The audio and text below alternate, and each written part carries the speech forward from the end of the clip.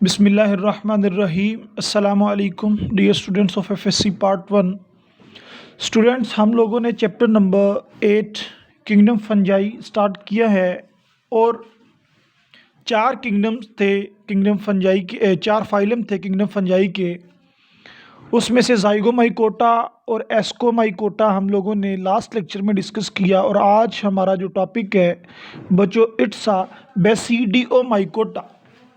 It's a Basidiomycota. बच्चों, Basidiomycota fungi का phylum है और ये चारों फाइलम में सबसे ज़्यादा इम्पॉर्टेंट है और हर साल नहीं तो बच्चों इसमें से लॉन्ग क्वेश्चन लाजमी आता है। बेसिडियोमाइकोटा बच्चों, जहाँ जहाँ पर भी ये माइको का लफ्ज़ यूज़ होगा ना, माइको, इससे मुराद होता है फंजाई। जिधर जिधर भी माइको का लफ्ज़ इस्तेमाल होगा, जैसे जाइगो माइकोटा, माइको उधर भी है वो भी फंजाई है। जैसे एस्को माइकोटा, माइको उधर भी है वो फंजाई है। क्यों? बिकॉज स्टडी ऑफ फंजाई, बच्चों ये वाली बात आपको मैं अब बता देता हूँ। The study of fungi is called mycology. Mycology, study of fungi को माइकोलॉजी बोलते हैं, जिस तरह स्टडी ऑफ लाइफ को बायोलॉजी बोलते हैं। तो बायो मीन लाइफ, लॉगी मीन स्टडी। यहाँ पर माइको मीन फंजाई, लॉगी मीन स्टडी। तो फंजाई की स्टडी को बोला जाता है माइको। तो बेसिडियोमाइकोटा ऐसा फाइलम है फंजाई का जिसमें बच्चों बेसिडियो लाइक स्ट्रक्चर्स बनते हैं। ये बेसिडियो लाइक स्ट्रक्चर क्या है बच्चों? बेसिकली अगर आप अपनी बुक पे भी देखोगे तो बेसिडियो के स्ट्रक्चर को हम लोग इस तरह का स्ट्रक्चर बोलते हैं। मैं यहाँ पर ना एक रफ सा स्ट्रक्चर ड्रा कर देता हूँ, लेकिन हम इसको डिटेल से देखने वाले हैं। ये एक बेसिडियो स्ट्रक्चर होता है। मतलब बच्चों, आप लोगों ने ये लफ्ज़ सुना होगा, क्लब शेप। क्लब शेप कभी सुना है लफ्ज़? तो क्लब शेप किस तरह की होती है बच्चों? इस तरह की होती है, इस तरह की क्लब शेप होती है। ठीक है, इस तरह की क्लब शेप होती है। तो मोर और लेस यहाँ पर इनके हाइफीज होते हैं, ठीक है, और आगे से थोड़ा मोटा होता है, इसको क्लब शेप बोलते हैं। इस स्ट्रक्चर को बच्चों बेसिडियो बोलते हैं। तो बेसिडियो का मतलब कि club shape fungi, basidio mycota, इसको और क्या बोलेंगे? It's a club shape fungi. बच्चों ये फंजाई जो है ये खाने के काबिल है, ये खाने के काबिल है। It's a edible like mushrooms. बच्चों ये छोटी सी मैंने आपके सामने एक रफ सा स्ट्रक्चर है मशरूम का। इसको उर्दू में पता क्या बोलते हैं? इट्स अ खुम्बी। तो ये फंजाई जो है इसको मशरूम बोलते हैं और ये एडिबल होती है और बहुत ज़्यादा दुनिया इसको खाती है। तो ये बहुत फेमिलियर ग्रुप है, इतना फेमिलियर ग्रुप है कि बच्चों जितने भी मैं कह रहा हूँ कि फंजाई है उसमें सबसे इम्पॉर्टेंट फंजाई यही। चलें, अब हम लोगों ने पढ़ा था कि फंजाई के जो फाइलम है, चाहे बेसिडियोमाइकोटा है, जाइगोमाइकोटा है, एस्कोमाइकोटा है, उनको हम नाम उस बिहाफ पर देते हैं जिस तरह के उनके सेक्सुअल रिप्रोडक्टिव स्ट्रक्चर्स होते हैं। क्या? जिस तरह के उनके सेक्सुअल रिप्रोडक्टिव स्ट्रक्चर्स होते हैं। लाइक बच्चों जाइगोस्पोर्ट्स में या जाइगोमाइकोटा में वहाँ पर जाइगोट बनता था, इसलिए उसको जाइगोस्पोर्ट्स बोलते थे। एस्कोमाइकोटा में बच्चों एस्कस, एक थैली जैसा स्ट्रक्चर बनता था, उसको एस्कोमाइकोटा बोलते थे। इधर क्या होता है, सेक्सुअल रिप्रोडक्शन के दौरान दो हाइफी इकट्ठे होते हैं। It's a hyphae number 1, it's a hyphae number 2। तो ये दोनों बच्चों क्या होते हैं? These are the merge. ये बच्चों इकट्ठे होते हैं। ये वाला वैसे प्रोसेस आगे हमने 5-7 मरतबा देखा है, अब मैं इसको डिटेल में नहीं जाऊंगा। ये इस तरह इकट्ठे होते हैं। इकट्ठे होकर ये बच्चों क्या करते हैं? इकट्ठे होकर, ये मैं बड़ा करके दिखाता हूं आपको। इकट्ठे होकर बच्चों इनमें, इस फंजाई में जो न्यूक्लियस थे वो ब्लैक थे और इसमें जो न्यूक्लियस थे वो पैरेट थे। ऐसे ही है ना? अब जब ये इकट्ठे होते हैं, मतलब ये वाली पैरेट फंजाई, इसको मैं प्लस कह लेता हूँ, इसको माइनस कह लेता हूँ। ये प्लस माइनस का बच्चों आप लोगों ने पढ़ा हुआ है, ये क्या होता है, ठीक है। ये दो मुख्तलिफ तरह की फंजाई जब इकट्ठी हुई बच्चों, इसमें पैरेट वाला न्यूक्लियस भी मौजूद था, ठीक है, और इसमें ब्लैक वाला न्यूक्लियस भी मौजूद था, ठीक है। इसमें बच्चों ब्लैक वाला न्यूक्लियस भी मौजूद था और इसमें पैरेट न्यूक्लियस भी मौजूद था। ब्लैक को मैंने थोड़ा सा बड़ा कर दिया। तो इससे यहाँ से बच्चों एक स्ट्रक्चर बनना शुरू हो जाता है जिसका नाम हाइफी है, जिसका नाम हाइफी है। ये वाला स्ट्रक्चर जो होता है इसमें दोनों तरह के बच्चों न्यूक्लियाई पाए जाते हैं। बच्चों ये मैंने आपको समझाने के लिए एक को मोटा लिख दिया है, ब्लैक को पैरेट वाला सिंपल है। तो बच्चों यहाँ पर ऐसा हाइफी जिसमें अब ये दोनों, ये जो हाइफी जब बच्चों ग्रो करेगा ना with the passage of time, इसके पास ब्लैक न्यूक्लियस भी होगा, इसके पास बच्चों पैरेट न्यूक्लियस भी होगा। ठीक है, पैरेट न्यूक्लियस भी इसके पास होगा और ये ग्रो करता रहेगा। ठीक है, ये ग्रो बच्चों करता रहेगा। अब ऐसा हाइफी जिसमें दो तरह के न्यूक्लियस हों उसको बच्चों बोला जाता है it's a dikaryotic hyphae. क्या बोला जाता है? It's a dikaryotic hyphae. इसको डाई कैरियोटिक हाइफी बोला जाता है, मतलब दो न्यूक्लियस रखने वाले हाइफी। तो एक स्टेज ऐसी आती है इसमें, एक स्टेज बच्चों ऐसी आती है कि ये डाइकैरियोटिक चलता रहता है, यानी दोनों न्यूक्लियस आपस में मिलते नहीं हैं। जिस तरह बच्चों एस्कोमाइकोटा में दोनों मिल जाते थे, फ्यूज हो जाते थे, फ्यूजन ऑफ न्यूक्लियस, यानी जिसको हमने पढ़ा था कैरियोगैमी। बच्चों इसमें वो अभी तक नहीं हुई। क्या? इसमें अभी तक बच्चों फ्यूजन ऑफ न्यूक्लियाई नहीं हुई। तो आपकी बुक में पता क्या लिखा हुआ है कि इनकी लाइफ साइकिल को हम दो पार्ट में बच्चों इसको डिवाइड करते हैं। एक फेज ये कि इसमें बच्चों यूनिसेलुलर है। ये क्या है? It's a unicellular. इसमें एक यूनिन्यूक्लिएट है, इसमें एक न्यूक्लियस है, लेकिन उसके दूसरे लाइफ साइकिल में, दूसरे पार्ट में ये डाई न्यूक्लिएटेड हो जाती है। अब एक स्टेज में कह रहा हूं एक ऐसी आने वाली है जहां पर ये दोनों न्यूक्लियाई फ्यूज होते हैं, ये पैरेट और ये ब्लैक, ये दोनों बच्चों फ्यूज होकर एक बड़ा न्यूक्लियस बना देते हैं। ये दोनों फ्यूज होकर, मैं कह रहा हूं, एक बड़ा न्यूक्लियस बना देते हैं। तो ये बड़ा न्यूक्लियस जब बनेगा बच्चों, ये आगे क्या करेगा? ये आगे एक स्ट्रक्चर बना देगा जिसका नाम है बेसिडियम। क्या है जी? जिसका नाम है बेसिडियम। तो ये बेसिडियम एक हो गया और इसके साथ काफ़ी सारे बेसिडियम बनते रहते हैं। पहले इस पे रहो, सिर्फ और सिर्फ आप एक बेसिडियम पे रहो, इसी वाले पे। अब इस बेसिडियम में बच्चों स्पोर्स बनते हैं। इट्स अ बेसिकली बेसिडियम, और इस बेसिडियम पर बच्चों स्पोर्स प्रोड्यूस होना शुरू हो जाते हैं और ये स्पोर्स हैप्लॉइड होते हैं। चले मैं ये स्पोर्स इसको इस तरह करके ड्रा करता हूँ। ये 4 स्पोर्स होंगे, ठीक है, एक बेसिडियम पर, ये दूसरे 4 स्पोर होंगे। बच्चों ये वाला स्ट्रक्चर जो है, ये वाला स्ट्रक्चर यहाँ से लेकर जैसे ही न्यूक्लियाई फ्यूज होते हैं, ठीक है, जैसे ही न्यूक्लियाई फ्यूज हुए, फ्यूज होने से जो स्ट्रक्चर बना उसको बोलते हैं बेसिडियम। एक हो तो, ठीक है, एक हो तो उसको बोलते हैं बेसिडियम। तो एक बेसिडियम के ऊपर 4 हैप्लॉइड स्पोर लगते हैं, उनको बोलते हैं बेसिडियो स्पोर। क्या बोलते हैं? Basidio spore.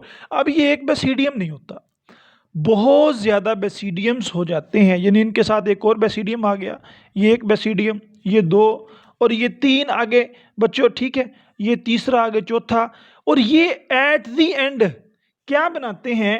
At the end बच्चों ये फंजाई की फ्रूटिंग बॉडी बना देते हैं। यानी अगर हम इनको इकट्ठों को देखें, इन तीनों को देखें, ठीक है, अगर हम इन तीनों को देखें और तीनों को देखने के बाद बच्चों हमारा जो स्ट्रक्चर बनेगा ना वो इस तरह का बनेगा, ठीक है, वो इस तरह का बनेगा। यानी ये जो 3 है ये बच्चों ज़रा मोटे, उसके बाद जो हाइफी है सामने वो ज़रा जाके इस तरह ब्रीक हो जाता है। बच्चों ये इस तरह के स्ट्रक्चर को हम लोग बोलते थे इट्स अ क्लब शेप। तो इसके मेंबर को क्लब शेप फंजाई भी बोला जाता है। आई hope you will be carry the point. तो बच्चों खैर पहले 2 फंजाई आपस में मिले, आपस में मिलके उनके न्यूक्लियस फ्यूज नहीं हुए, लेकिन जैसे ही फ्यूज हुए वो बच्चों एक बड़े न्यूक्लियाई में चेंज हो गए, जैसे न्यूक्लियस फ्यूज होता है मतलब उनमें मियोसिस स्टार्ट हो जाती है, मियोसिस स्टार्ट हो जाती है। मतलब ये एक सेल था, ये चार चार स्पोर्ट्स में डिवाइड हुआ, मियोसिस हुई, और मियोसिस होने से बच्चों क्या हुआ, पहले बेसिडियम बना, बेसिडियम के बाहर।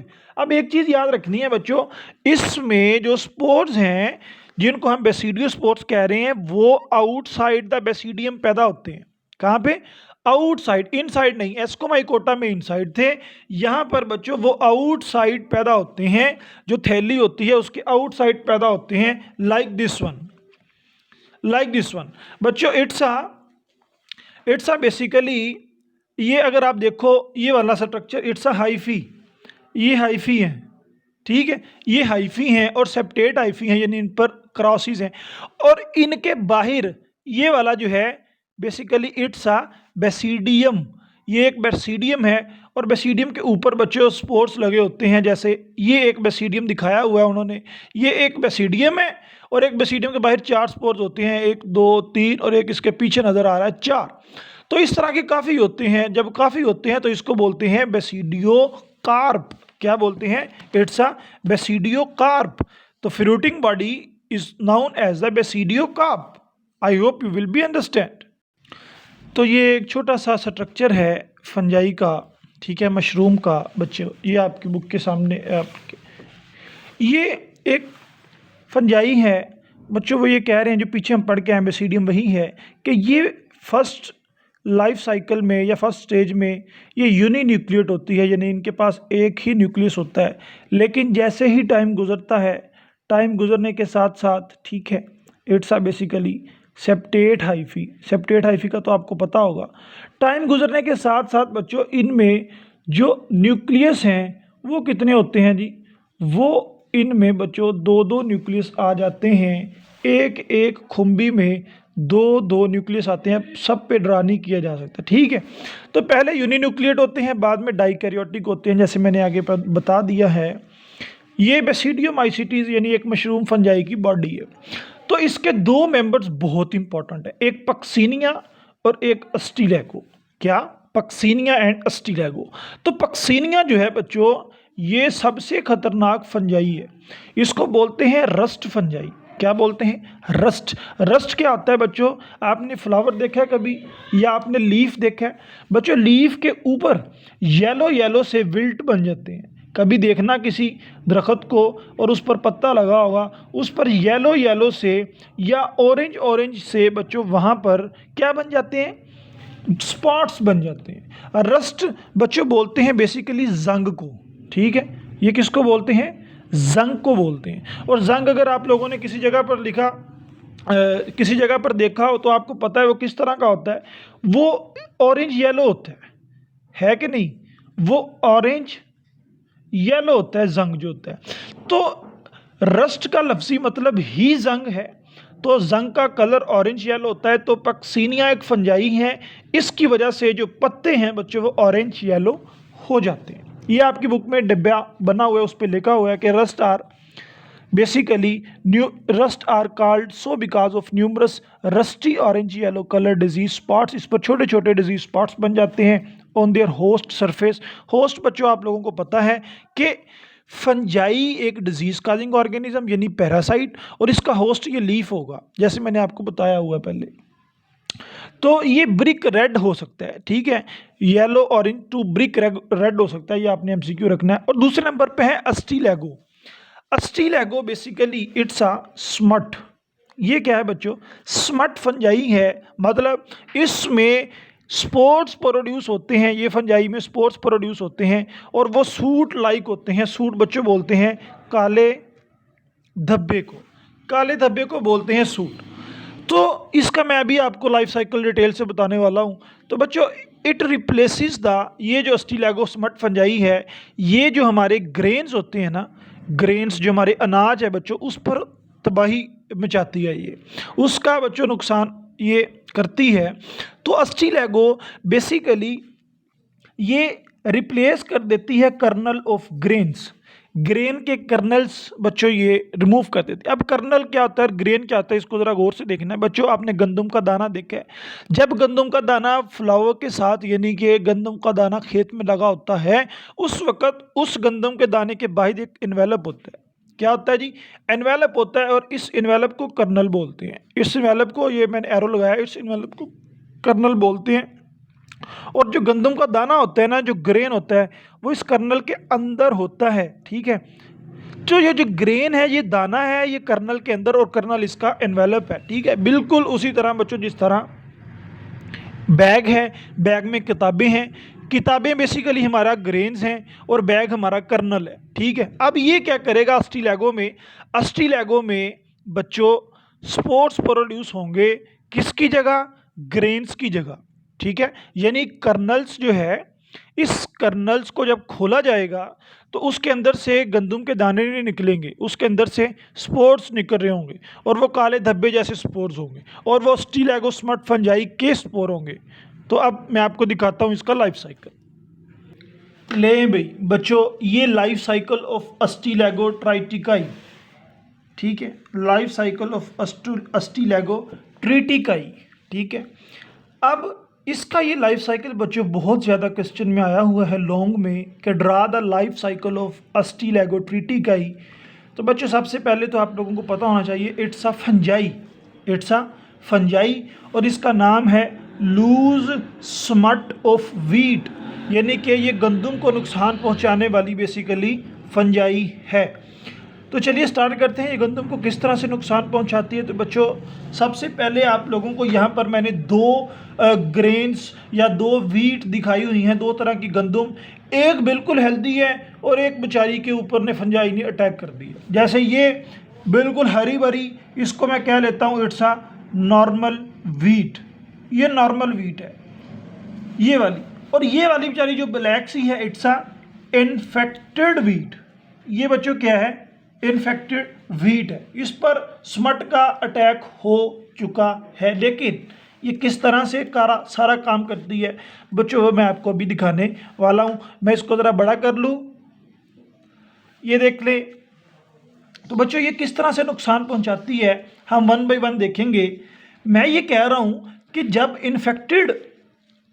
इन्फेक्टेड वीट को देखा जाता है तो उसके अंदर छोटे छोटे स्पोर्स दिखते हैं। मैंने पीछे आपको बताया ना कि बच्चों जो इन्फेक्टेड होती है उसके अंदर गंदम के दाने नहीं होते, बल्कि उसमें फंजाई के छोटे छोटे स्पोर्स होते हैं। तो उन स्पोर्स को जो स्मट की वजह से गंदम में पैदा होते हैं बच्चों, उनको नाम देते हैं टीलियोस्पोर का। ठीक है, अगर आपको पेपर में पूछे व्हाट इज टीलियोस्पोर, आपने कहना है teliospore are the spores of fungi which is produced inside the kernel of the wheat, जो वीट के अंदर पैदा होते हैं। I hope you will be understand. तो ये स्पोर्ट्स मैंने निकाल लिए बच्चों, ये स्पोर्ट्स मैंने निकाल लिए, और ये स्पोर्ट्स अभी ज़मीन पर पड़े हुए हैं। जैसे ही हवा आएगी, ठीक है, विंड आएगी, ये स्पोर्ट्स क्या करेंगे बच्चों, ये स्पोर्ट्स अपनी जगह को छोड़ेंगे, और अपनी जगह को छोड़कर ये किसी ना किसी वीट पर चले जाएंगे, गंदम पे चले जाएंगे, या फिर फ्लावर पे चले जाएंगे। किस पे चले जाएंगे, फ्लावर पर। अभी ये फ्लावर का बच्चों आप कॉन्सेप्ट यहाँ से सिर्फ इतना ही लो कि ये मैंने फ्लावर का आपको बेसिकली अगर हिस्सा हम देखें तो बच्चों इस हिस्से को स्टाइल बोला जाता है, इसको स्टिग्मा बोला जाता है, और इसको ओवेरी बोला जाता है। ठीक है, और ये आपको इंशाल्लाह ताला हमने जो नेक्स्ट लेक्चर किंगडम प्लांटी पढ़ना है उसमें बताऊंगा कि फ्लावर क्या होता है, sepals, petals, stamens, Corolla, androecium, gynoecium, सारा कुछ स्टाइल स्टिग्मा वगैरह हम पढ़ेंगे वहाँ पे। अब फॉर एग्जांपल ये फ्लावर है, और फ्लावर के ये बच्चों स्टाइल से स्टिग्मा से फ्लावर के स्टिग्मा से ये स्पोर जिसका नाम है टीलियोस्पोर, जो फंजाई का है, जो रस्ट यानी स्मट फंजाई का स्पोर है, ये स्पोर यहाँ से निकल के इसके अंदर गया। किसके अंदर, फ्लावर के अंदर गया। ये फ्लावर के अंदर जाकर बच्चों हाइफी की प्रोडक्शन स्टार्ट कर देता है। क्या करता है जी, ये फ्लावर के अंदर फंजाई यानी स्पोर्स गए, तो स्पोर्स का काम ही बच्चों जर्मिनेट होता है, जर्मिनेशन होना होता है। तो स्पोर ये जर्मिनेट करके इसने ये लॉन्ग हाइफी बना दिया, ये वाला। चले मैं आपको ये देख लें, ये इसके अंदर रेड न्यूक्लियस, ये सेप्टेट हाइफिस ने बना दिया। और ये जो ब्लैक शो किया है ना बच्चों, ये ब्लैक बेसिकली सीड, ये ब्लैक जो है ये सीड है, ब्लैक सीड है। और सीड के अंदर पड़ा होता है एम्ब्रियो। क्या पड़ा होता है? एम्ब्रियो। और एम्ब्रियो बच्चों आप लोगों को पता है इट्स अ टाइनी प्लांट। ये बेचारा नन्हा पौधा होता है जिससे पूरे का पूरा पौधा बनना होता है। और ये फंजाई का स्पोर बेसिकली जाकर इस एम्ब्रियो को अटैक करना शुरू करता है। तो ये बड़ा तेज़ है बच्चों। ये होता किस तरह से है, ये यहाँ पर गया, फंजाई के स्पोर्स यहाँ से निकल के इस पर गए और इसने जाके एम्ब्रियो में रहना शुरू कर दी। और एम्ब्रियो भी आगे से तेज़ है बच्चों। एम्ब्रियो जो होता है या फिर जो सीड होता है, इसके पास अल्लाह रब्बुल इज़्ज़त ने ऐसी क्वालिटी रखी है कि ये जब खुराक मुहैया ना हो तो डॉर्मेंट रहे, यानी ये जर्मिनेट ना हो, वो इनएक्टिव स्टेट में रहे। जब इसको खुराक मिले तब ये जर्मिनेट हो जाए। तो डॉर्मेंट और जर्मिनेट का बच्चों आप लोगों को पता ही होगा। चले मैं फिर भी आप लोगों की आसानी के लिए लिख देता हूँ बच्चों। डॉर्मेंट का मतलब होता है डॉर्मेंट, डॉर्मेंट का मतलब होता है नशोनुमा ना पाना, इन एक्टिव।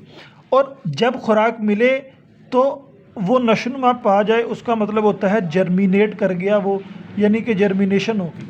ठीक है, तो ये अब डॉर्मेंसी पीरियड में है। इस पर फंजाई आके लग गया। वो कहता है कोई मसला नहीं काका, तुम भी मेरे साथ आके लगे हो, मैंने भी जर्मिनेट नहीं होना जब तक तुम उतरते नहीं। और ये फंजाई बच्चों ये भी बहुत तेज़ है, ये कहता है कि तुम लगे रहो। ये बेसिकली मैंने आपको दिखाया हुआ है सीड। ठीक है, सीड के अंदर एम्ब्रियो पड़ा हुआ है और इसके साथ फंजाई बड़ा डीड होता है बच्चों। ये फंजाई भी इसके साथ ही है। अब फंजाई के पास क्या खासियत है बच्चों? फंजाई कहता है अच्छा अगर तुमने डॉर्मेंट रहना है तो फिर मैं भी डॉर्मेंट रहता हूँ। ये फंजाई उसके अंदर ही रहता है, लेकिन कहता है कि मैंने नहीं जाना, तुम डॉर्मेंट हो मैं भी डॉर्मेंट हूँ, तुम जर्मिनेट करो तो सही, मैं भी तुम्हारे साथ ही आया। खैर ये दोनों यहाँ पर बच्चों फंजाई, ठीक है, फंजाई जी लिखा हुआ है, माइसीलियम मैंने लिखा हुआ, ठीक है। माइसीलियम फंजाई की बॉडी को बोलते हैं। माइसीलियम बिकम डॉर्मेंट, ये डॉर्मेंट ही रहती है, उसके साथ डॉर्मेंट हो जाती है। लेकिन अब सीड को बच्चों जाहिर सी बात है सीड ने जर्मिनेट तो होना ही होना है। तो सीड, ये वाला जो सीड है मैं आपको दिखा रहा हूँ जिस पर फंजाई ने अटैक किया हुआ है, ये सीड बच्चों अब जर्मिनेट होगा। क्या होगा? जर्मिनेट होगा। जैसे ही जर्मिनेट होगा ये फंजाई जो इसके साथ डॉर्मेंट थी ये इस पर अटैक करेगी। ये फंजाई अटैक करेगी बच्चों। फंजाई के अटैक को बोलते हैं कि फंजाई की माइसीलियम जो होती है बॉडी होती है, इट इन्वेड यंग सीडलिंग, ये यंग सीडलिंग पर हमला करती है। और बच्चों हमला करती है मतलब जैसे ही ये इस पर हमला करेगी तो ये सीड अब इन्फेक्टेड सीड कहलाएगा। और व्हेन इन्फेक्टेड सीड ग्रो, जब इन्फेक्टेड सीड ग्रो होगा तो hyphae of the fungi also grow, वो फंजाई के बदमाश हाइफी उसके साथ साथ ग्रो करेंगे। तो बच्चों it's a infected seed, it's a infected seed, और इसके साथ साथ ये फंजाई भी ग्रो कर रही है। तो जैसे जैसे फॉर एग्जांपल बच्चों गंदम के 1000 सीड्स थे, 1000 सीड ने क्या करना था? जर्मिनेट करना था। और ये फंजाई 1000 के 1000 सीड में पड़ी हुई थी। किस तरह आई थी? ये इस तरह आई थी, स्पोर्स के ज़रिए से उसके फ्लावर्स में पड़ी रही। तो जैसे जैसे जर्मिनेट हुआ इसने आगे अपना काम किया। तो बच्चों ये सारे की सारी फसल को तबाह कर देती। क्या कर देती है? It will be destroy the whole field. तो ये बच्चों गंदम है जिसमें इन्फेक्टेड सीड से, यानी इन्फेक्टेड सीड का मतलब क्या? उसके ऊपर फंजाई है बच्चों। इसकी वजह से, सही है, समझ रही हो ना कि ये इन्फेक्टेड सीड था, ये फंजाई थी। इसकी वजह से जो वीट होगी उसके अंदर बच्चों गंदम के दाने नहीं निकलेंगे, ठीक है। उसके अंदर से छोटे छोटे से स्पोर्स निकलेंगे। मैंने आपको कहा था कि जो बाहर वाला इन्वेलप होता है ये वाला, इसको क्या बोलते हैं? इट्स अ इन्वेलप, इसको बोलते हैं कर्नल, ठीक है। वो कर्नल जनरल जो बच्चों फौज में होते हैं वो नहीं, ये कर्नल है। इसके अंदर होना चाहिए था गंदम का दाना, लेकिन ये इन्फेक्टेड सीड यानी इसमें फंजाई था, उसकी वजह से ये फंजाई इसके अंदर बच्चों छोटे छोटे होते हैं स्पोर्स। और ये स्पोर्स उस सारी की सारी वीट को जो टीलियोस्पोर हमने नाम दिया है बच्चों, ये सारी की सारी वीट को ब्लैक कर देते हैं और एक टाइम ऐसा आता है कि वो सारे के सारे जो वीट फसल होती है उसको तबाह कर दिया जाता है। समझ आई है कि किस तरह से ये बदमाश किस्म की फंजाई जिसका नाम अस्टीलैगोट्रिटी की है, ये अपना काम करती है। तो बच्चों आई hope you will be understand. फिर मिलते हैं इंशाल्लाह नेक्स्ट वीडियो में विद नेक्स्ट लेक्चर। अल्लाह हाफिज़।